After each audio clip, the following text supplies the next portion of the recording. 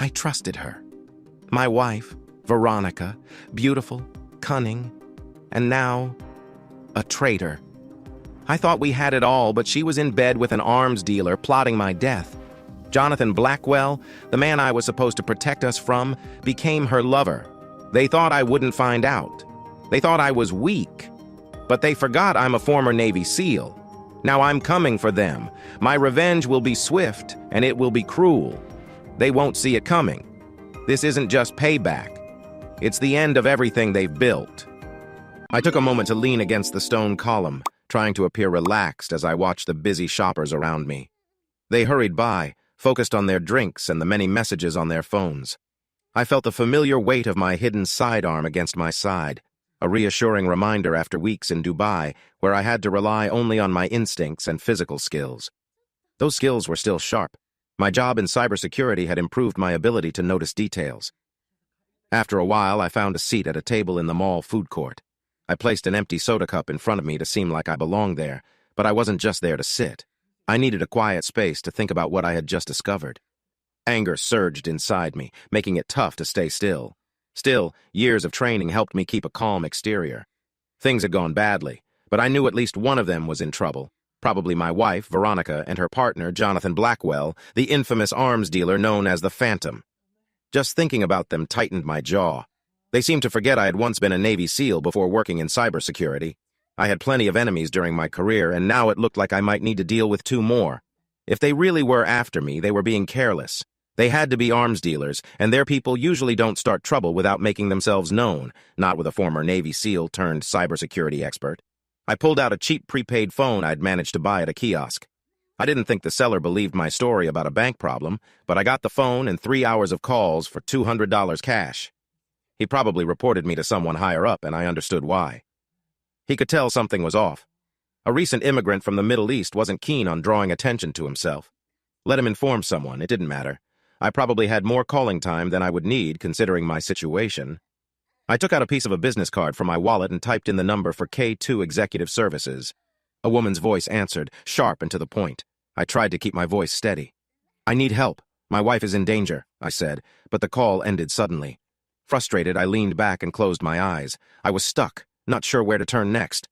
I might have to deal with them myself. Whatever happened, happened. My phone buzzed. A text from an unknown number showed just an internet link. I felt like I had nothing to lose. I pressed the button and the phone quickly responded by downloading an app. A few seconds later, an icon with a stylized K2 showed up on the screen. I tapped it, and the phone began to call. K2 Executive Services. The voice was muffled, like it was underwater, which made it hard to hear. "Please hold your phone at arm's length and look at the screen." I followed the instructions, and the screen lit up as it took my picture. It showed my face for a moment. I didn't look my best. My skin was pale, probably from shock and anger. Then the woman on the other end spoke again. "Name, please." "Dominic Thorne." There was a short pause. I felt like she was checking my background. "What is your current status?" "I'm fine, but I need help quickly." "What's your situation?" "My wife is involved with an arms dealer named Jonathan Blackwell. They are leaking sensitive information I used to access. I need to handle this." Suddenly, I heard hold music playing, a tune I didn't expect. Then the voice returned. "Thank you for waiting. We have someone nearby to assist you. Go to the south entrance of the mall and wait by the men's restroom. Someone will meet you in about 30 minutes. "I might not have that long. They could be coming for me now." "The person will help you immediately if needed." "Do you need medical help?" "No. I'm ready to take action." The line clicked off, leaving a weight in my stomach. I got up from the table and tried to walk casually, blending in with the holiday crowd. The south entrance was a quarter-mile away in the busy mall. As I left the food court, I checked behind me. No one seemed to be following. I had a little lead, but I knew better than to relax. I passed by clothing stores, shoe shops, and food places, staying focused. It took almost 20 minutes, and just as I spotted the restroom sign, I felt a firm grip on my right arm. A man and 2 kids in bright coats walked past, coaxing them with promises of hot chocolate. "Keep moving, Mr. Thorne," he said, with a faint accent, possibly Eastern European. I glanced at him. He wore a stylish black suit and a long coat. He didn't seem like one of Blackwell's men. He let me catch a glimpse of a small gun tucked inside his coat. I remembered seeing him during the unexpected event outside my home. "It's you, Dominic." "Yes, it's me. Just keep going." I'd prefer to avoid any trouble here, but I will if you make me. He went quiet as we passed a young girl, thin in a dark coat with a bright purple backpack. Her hair was tucked under a light purple cap and she was focused on her phone. You guys caught up faster than I expected. We had set up facial recognition cameras on the bridge months ago for another project. It was just luck that they were still working.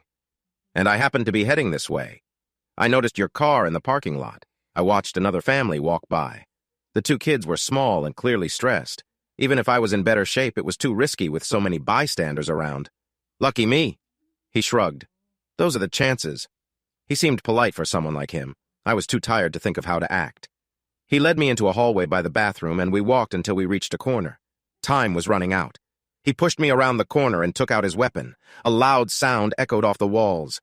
He took an unsteady step forward, then fell down. The girl in the light purple cap stood behind him, holding a large wrench ready for another swing. Her face was blank. She looked at me, then down at him, balancing the wrench on her shoulder.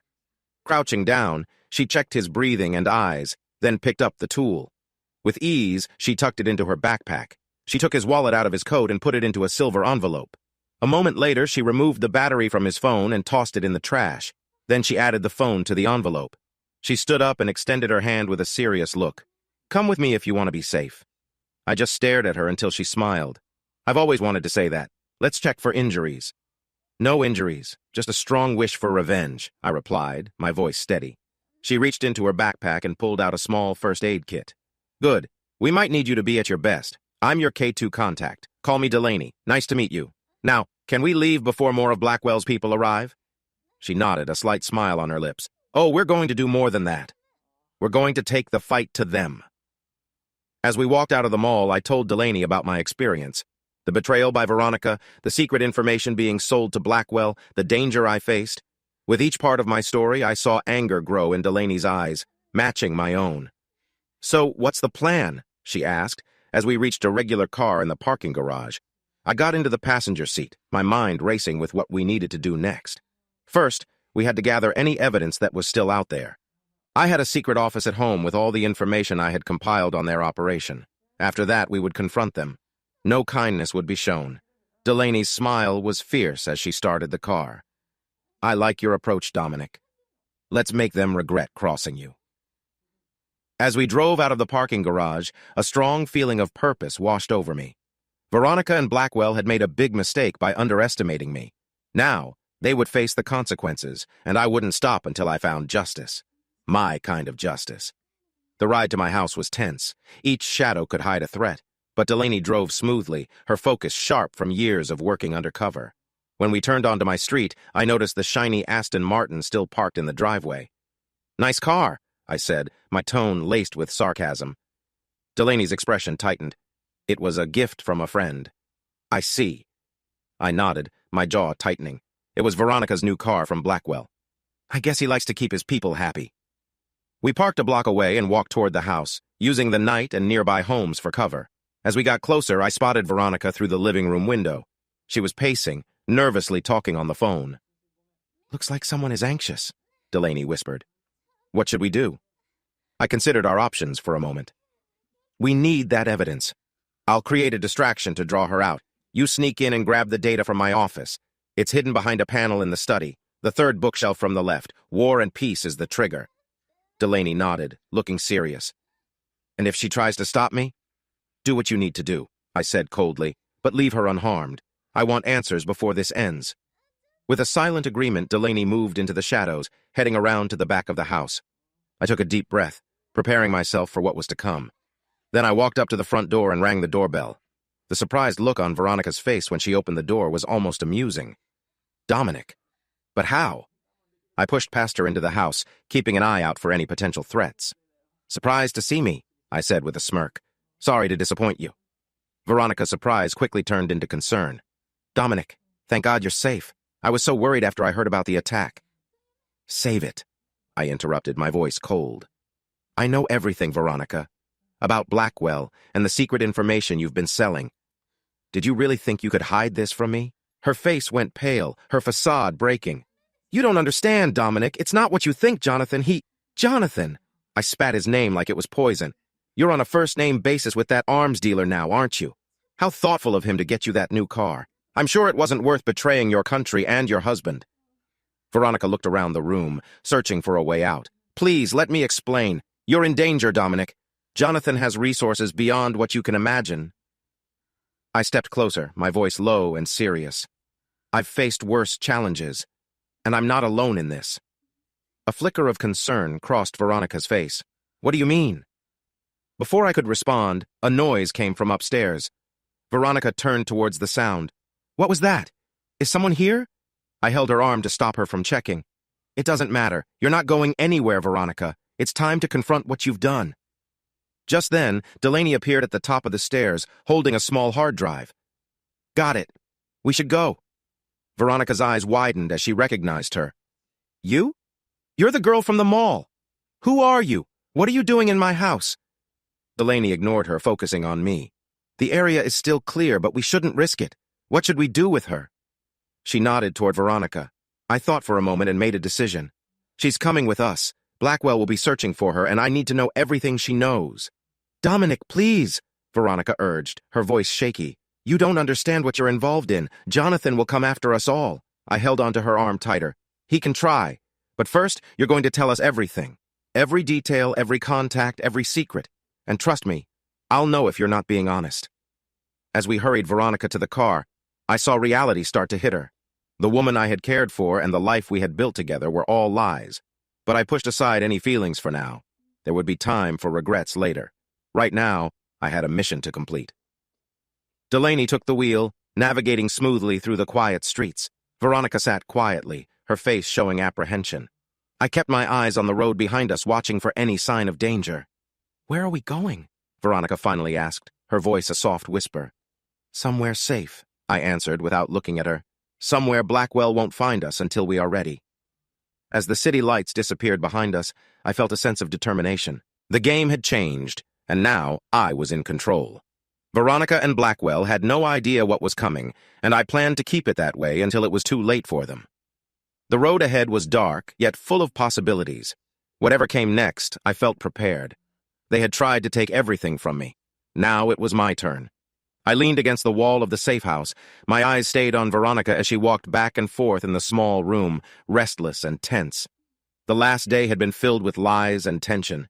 Now, in the bright morning light, I could see how much it had affected her. Good. Let her feel a bit of the discomfort she had caused. You can't keep me here forever, Dominic, she said, her earlier tone of pleading replaced by anger. I didn't respond. Instead, I focused on the security monitors I had set up. The safe house was well protected, with many layers of security at every entrance. If Blackwell's men found us, they would have a tough fight ahead. Delaney's voice came through the radio. Perimeter's clear. No signs of activity within 5 miles. Got it, I replied, my voice steady. Stay alert. They can be tricky. I could feel Veronica's intense stare as I turned to look at her. The anger in her eyes was clear. You have no idea what you're up against, Dominic. Jonathan will find us. And when he does? When he does, he'll regret ever crossing me, I interrupted, my tone cold. Your boyfriend made a big mistake by using my wife to get to me. And you? You made a bigger mistake by agreeing to it.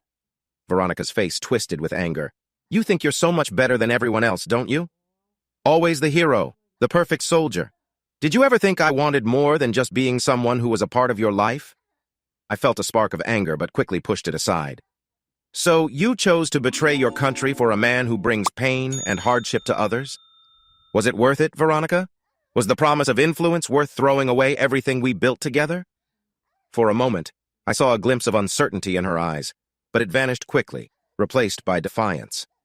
You don't understand, Dominic. Jonathan offered me real power, not just an existence defined by someone else's ambitions. I couldn't help but laugh at her words. Oh, I'm sure that would have made a difference. More weapons in the hands of criminals, more innocent lives harmed. You're mistaken if you think Blackwell cares about anything but himself. Before Veronica could reply, my phone buzzed with a message from an unknown number, but I recognized the code immediately. It was my contact in the task force. We found Blackwell's private island off the coast. There's a major arms deal happening in 48 hours. I felt a rush of excitement. This was it. The chance to take down Blackwell and his operation all at once. I looked back at Veronica, a small, cold smile on my lips. Looks like your boyfriend is about to face some serious trouble. Her eyes grew wide with concern. Dominic, please, you don't have to do this. We can still find a way to fix things. Just don't go after Jonathan. He could hurt you. I stepped closer. My voice was low and serious. No, Veronica, he'll try, but he won't succeed, and when this is over, you'll both end up facing the consequences. I turned away, getting ready for what was to come. Veronica's pleas became background noise as I focused on the task ahead. There was no space for doubt, no room for compassion. Blackwell and his operation needed to be taken down, and I was determined to do it. Hours slipped by as I prepared. Everything was checked and checked again. I memorized every detail about Blackwell's place.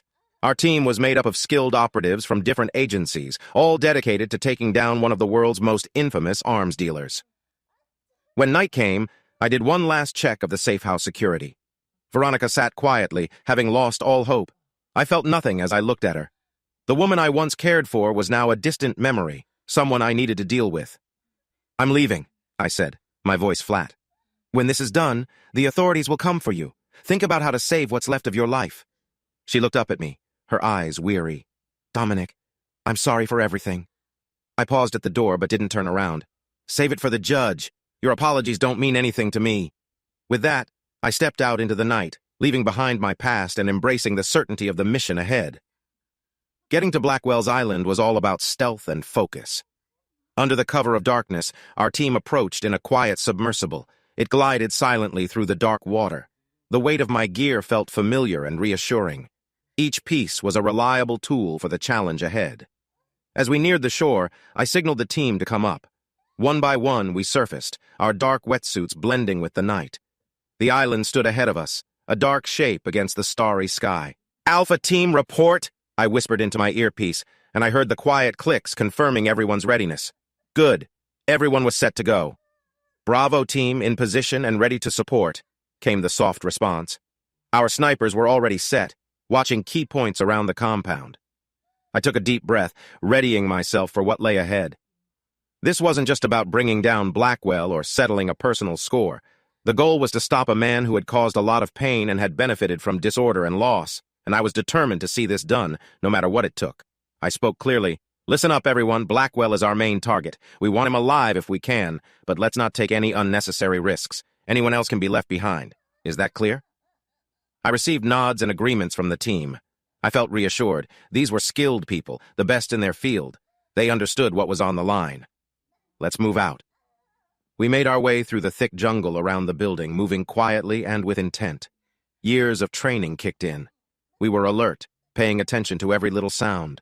The chirping of birds or the gentle rustle of leaves were the only things breaking the quiet as we got closer to our target. I raised my hand, signaling the team to stop.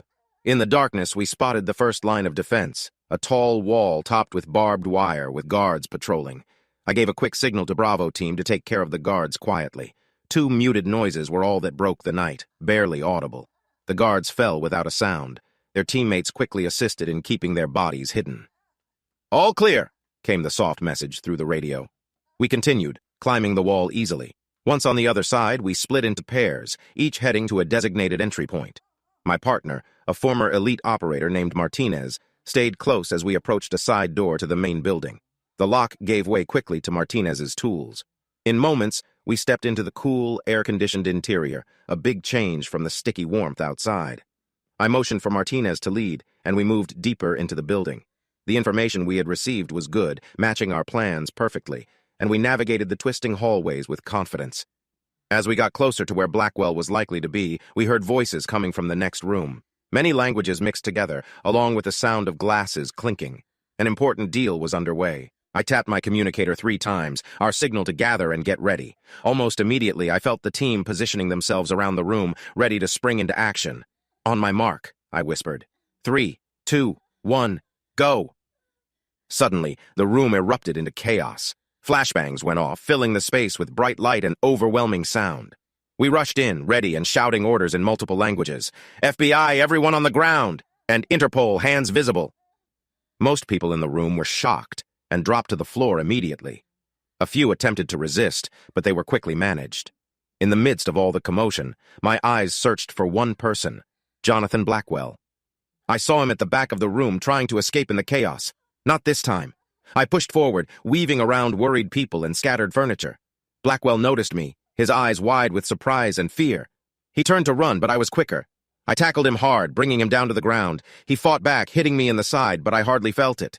"This is it, Blackwell," I said, holding him on the floor. "You're finished." He kept struggling. He shouted angry words in different languages. I tightened my grip and put handcuffs on him as I stood him up. I leaned close, my voice low. "You made a big mistake coming after me and my family. I hope it was worth it." I could see the fear in his eyes. He had misjudged me, thinking he could use Veronica against me without facing the consequences. Now that he understood his situation, I saw the realization that he had made a serious error. I pushed him toward Martinez, who took control of him. The rest of the team was handling others involved and collecting evidence. The operation had gone very well. As the adrenaline wore off, I took a moment to look around. Years of effort and personal struggles had led to this moment. Blackwell's operation was ruined. His buyers were caught, and we had valuable information about arms trafficking. I felt no joy, just a strong sense of satisfaction that justice had been served. There would be time to think later. Right now, there was still work to finish. I calmly contacted the task force headquarters. "This is Alpha 1. Target secured. I repeat, Blackwell is caught. Operation successful." The response was quick. "Copy that, Alpha 1. Great job. An extraction team is on the way. Secure the area and prepare for a meeting." I acknowledged the order and turned back to my work. The night was not over, but the toughest part was done. Blackwell's reign was over, and soon Veronica would also have to face her actions. As I moved through the area, watching evidence being collected and prisoners being processed, I allowed myself a small, cool smile. They had tried to bring me down, to use me for their advantage. Instead, they had sealed their own fate. Let them remain in prison, I thought. They'll have to live with the consequences of their choices. As for me, I had a job to finish and a life to rebuild, and I felt no regret for the decisions I had made. The extraction went smoothly. Our team and the prisoners boarded the waiting helicopters. As the first light of dawn began to appear in the sky, we lifted off. I watched as Blackwell's Island faded away, knowing it would soon be filled with teams searching for every bit of evidence we had gathered. The flight back to the mainland felt like a blur, mixing tiredness with a rush of adrenaline after the mission. I managed to catch a little restless sleep, but my mind was still busy with everything that had happened in the last few days. When we landed at a secure military base, I was alert and ready for what came next. Blackwell was taken away for questioning. I knew I wouldn't be allowed to go in. My feelings were too involved, but that was okay with me. I had other things to focus on. I headed to the command center, where the task force leaders were gathering for an early meeting. As I walked in, heads turned, and I noticed looks of respect and even awe on some faces. Good. They should understand the consequences of crossing the wrong person. A veteran agent named Harding greeted me with a nod. "Great job out there. Initial reports are coming in. It looks like we have enough to keep Blackwell behind bars for a long time, along with his associates." I allowed a small, grim smile. That was good news. "What about the situation here?" I asked. Harding's face grew serious. "We have a team heading to the safe house now. She'll be in custody within the hour." I nodded, feeling a cool sense of satisfaction. "I want to be there when they bring her in." Harding looked like he wanted to disagree, but changed his mind when he saw my expression. "Okay, but you need to stay back. You've done your job. Let the system take care of it." I didn't respond. We both understood that the system wasn't perfect and could easily be influenced by people with power, but I planned to let justice run its course. Veronica would face the outcome of her actions, one way or another. The drive to the safe house felt endless. By the time we got there, local law enforcement and FBI agents had already secured the area. I stepped out of the SUV, my body tired from the night's work, but my mind was clear as I approached the house. The front door opened, and 2 agents came out with Veronica between them, her hands cuffed behind her back. She looked small and defeated, nothing like the confident woman I had once known. When she saw me, her eyes widened, showing fear and maybe a hint of resignation. I stopped a few steps away, keeping my face neutral. "It's over, Veronica. Blackwell is in custody, and his whole operation has been shut down." She stared at me for a long moment, her eyes empty. Finally, in a barely audible whisper, she asked, "What happens now?" "Now?" I felt a wave of cold anger rise within me. "Now you face the consequences of your choices. Betrayal, conspiracy. I hope it was worth it." Her shoulders drooped as she spoke. "Dominic, I interrupted her because I didn't want to hear anymore. "I don't want to hear your reasons or your apologies. You made your choice. Now, you have to deal with it." I turned away, unable to look at her any longer as the agents led her to a waiting car. I heard her call out one last time. Dominic, please. I'm sorry for everything. I didn't turn back. Her words didn't matter to me anymore. The woman I had loved, the life we had built together, it was all gone, altered by her choices. As the car drove away, I felt a burden lift from my shoulders. It wasn't completely over. I still had meetings and paperwork ahead, but the hardest part was behind me. I had made it through. I had turned the situation around on those who wanted to take me down, and I had done it while staying true to myself. Harding walked over, looking at me with respect. You did well, Thorne. Not many could have accomplished this. I nodded, accepting the praise. What's next? I asked. He raised an eyebrow. Next, you have a lot of paperwork to tackle. Then I suggest you take a long break. You've earned it. I shook my head. I don't need a break. I need to get back to work. Harding regarded me for a moment and then nodded. Okay, I'll see what I can do. But remember, Thorne, take some time to reflect on everything. It's been quite a journey. As he walked away, I stood there watching the sun rise higher in the sky. Reflect? There was nothing to ponder. I had done what I needed to do. Nothing more, nothing less. Veronica and Blackwell had made their choices, and now they would face what came next. I was ready for whatever lay ahead. The betrayal had hurt, but it had also set me free. No more mixed loyalties or secrets weighing on me. I was now focused and prepared for the next challenge. The following weeks flew by with meetings, court dates, and discussions with lawyers. I made sure to provide all the evidence against Veronica, ensuring she would face the full outcome of her actions. The divorce went quickly and without mercy. I made sure she wouldn't benefit from our shared assets. I remained determined and concentrated. There was no room for doubt or sadness. Veronica and Blackwell had made their choices, and now they were facing the results. I was already looking forward to the next challenge. Months passed, and slowly things began to calm down. I found a new apartment in Rome, the Eternal City, a fitting place for this new part of my life. The events of the past year had changed me in ways I was still figuring out, but I had also found a strange sense of peace. One quiet evening, my phone rang. It was the secure line I used for work. I answered right away. Thorne, said a familiar voice on the other end. It was my contact from the agency. We have a situation in Buenos Aires. We need someone with your skills. Are you interested? I felt a rush of excitement. The thrill of a new mission filled me. The details were confidential. Only a few needed to know. But I knew it was significant, perhaps even more than my last major task. I didn't hesitate. I was in. A car would be sent in 6 hours. As I packed my bag, I saw my reflection in the mirror. The man looking back was different from the one who had faced the challenges of the past months. I felt tougher, a bit more resolute, but also clearer about who I was. I wasn't carrying the weight of secrets or mixed feelings anymore. The betrayal had hurt, but it had also given me freedom. Now I was living my truth, a fighter, a protector, someone to be respected.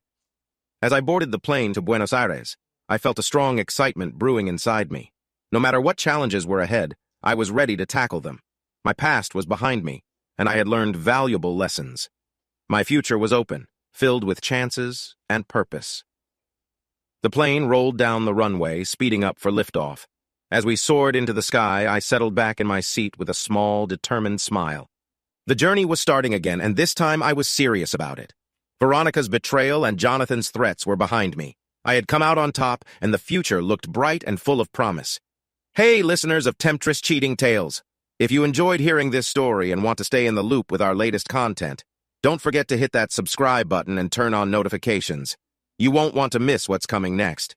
Thanks for tuning in, and see you in the next wonderful story.